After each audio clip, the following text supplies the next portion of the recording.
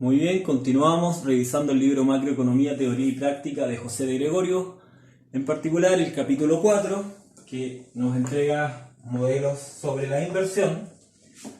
En el video anterior llegamos a esta expresión que nos relaciona la tasa de interés real con la tasa de interés nominal y la tasa de inflación. Y hemos dicho que entonces el costo de arriendo de capital, ¿cierto?, interactúa con esto para ver si es nominal o real. Pero ahora vamos a hacerlo interactuar con otras variables, no solo la tasa de interés y la inflación. Cuando interactúa con la tasa de interés, en este caso nominal, el precio del capital por la tasa de interés nominal nos dice el costo financiero de invertir en capital. Pero también tenemos un costo asociado al uso, que es cuando el capital pierde valor entre un periodo y otro por desgaste de las maquinarias, por ejemplo, y vamos a tener entonces eso, lo vamos a tener como la tasa de depreciación. Entonces tenemos un costo de depreciación, un costo financiero. Y además nos importa más que el cambio de precios de la economía en general, que es lo que recoge esta TI, la inflación, nos importa el cambio de precios del capital en específico, que se define como el precio del capital en T más 1 menos el precio del capital en T. Entonces podemos incorporar ahora estos elementos en nuestro costo de arriendo de capital. Podemos factorizar con PK, ¿cierto? Multiplicando por I, multiplicando por el costo de depreciación, positivos, porque el costo va aumentando con ellos dos. Y acá tenemos una diferencia negativa, una diferencia de precios. Y aquí vamos a dividir por PK para multiplicar, dividir, desaparezcan y nos queda el cambio de precio. Entonces ahí tenemos estos tres elementos incorporados a nuestro costo de arriendo y ahora no le llamamos costo de arriendo, le podemos llamar costo real de uso del capital. Esto recoge el cambio en el uso, esto recoge el aspecto real, es decir, la depreciación por los precios, y esto recoge el costo financiero. Entonces, podemos hacer un supuesto ahora que después vamos a relajar, y es que los precios del capital cambian en igual proporción que la inflación, es decir, que los precios de la economía. Y eso lo podríamos formalizar como PK, el cambio en PK es igual al cambio en P, que son los precios de la economía, volumen de precio general, y eso es lo mismo que decir que es igual a la inflación, y podríamos además agregar que la inflación realizada con la inflación esperada son iguales. La inflación ex post, es decir, cuando ya conocemos el dato, a la inflación que esperamos conocer, que no conocemos pero estimamos, son iguales. Una tasa constante entre dos periodos. Y entonces, esto nos va a permitir, como primer supuesto, que después vamos a relajar, reemplazar este pi, que es igual a esto, acá. Entonces tendríamos que nuestro costo real de uso, como llamamos ahora este término, va a ser igual a I más depreciación menos, reemplazando, ¿cierto?, a pi, que es la inflación. Y sabemos que la tasa de interés nominal menos la tasa de inflación es lo que tenemos acá, es igual a R, que es la tasa de interés real. Entonces esto es igual a R, bajamos lo otro tal cual, sería R más la depreciación. Eso cuando ocurre esta equivalencia entre los cambios de precio a nivel de la proporción en que cambian los precios del capital y la economía. Pero eso no necesariamente ocurre. Cuando no ocurre, vamos a tener que agregar un costo a esto. Es decir, vamos a tener PK por R más la tasa de depreciación y vamos a tener que agregar otro costo. Sería la diferencia de precio del capital, el crecimiento del precio del capital, menos la inflación. Esta diferencia recoge lo que acá no se cumpliría entonces. Acá tenemos un número extra, ¿cierto? Porque menos con menos más, ¿cierto? Vamos a agregar un costo y este costo adicional deriva de la diferencia de precios del capital. Entonces, teniendo la diferencia de precios relativos, más bien, la diferencia de precios relativos entre el capital y la economía. Entonces, ahora nos podríamos preguntar qué ocurre si la empresa se endeuda en pesos o se endeuda en una unidad indexada que ya incorpora los cambios en la inflación. tendiendo a una unidad indexada, o una unidad monetaria indexada, que va a fluctuar en el periodo, entre periodos, de acuerdo a la inflación, ¿cierto? La unidad cambia con la inflación, por eso está indexada. Entonces, la pregunta es, ¿el costo real de uso es el mismo si la empresa se endeuda en pesos o se endeuda en un crédito indexado?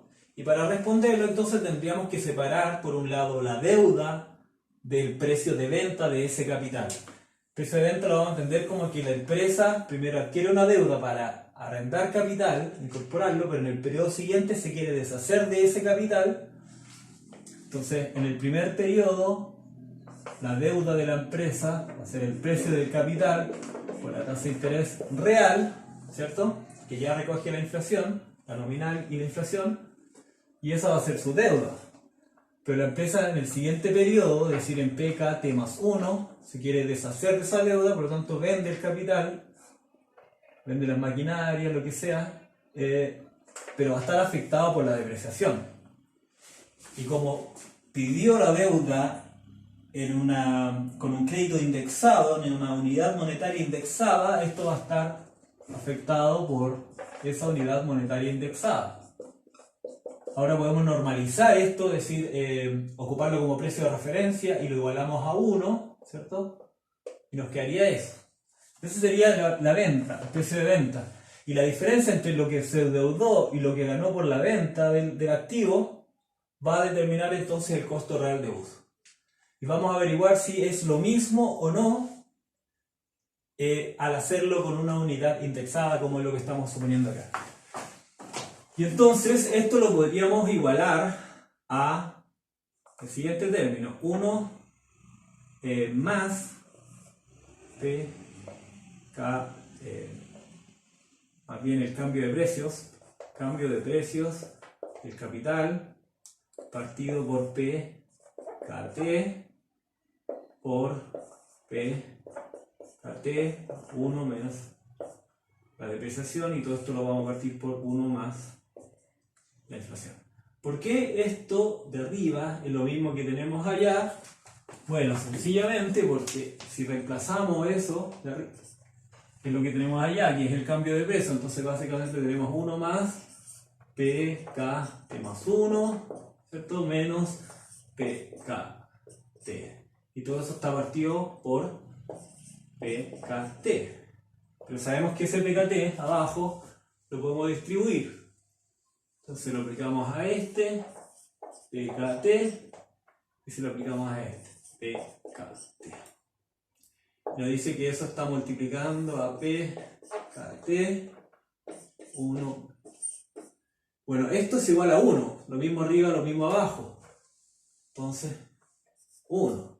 Tenemos un 1 negativo, un 1 positivo, se va, lo quitamos. Entonces ahora tenemos, este PKT está multiplicando y está dividiendo, igual a 1, y solo nos va a quedar PKT más 1 por 1 menos la depreciación, que es lo que tenemos ahora, y partido por 1 más inflación.